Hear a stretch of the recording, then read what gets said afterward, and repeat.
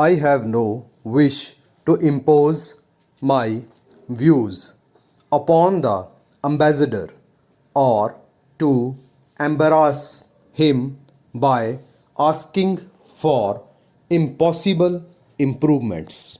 But it is important I should impress upon him the Chancellor's opinion in the case of those lumber vessels. Stop.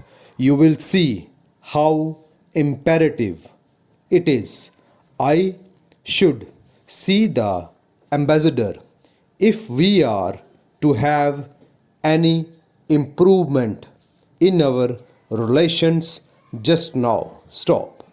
I desire to discover whether the whaler's story is true or the idle tale of a willful impostor.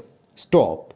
I shall occupy only a quarter of an hour, and I am sure the ambassador will agree the importance of the case is well worth the time. Stop.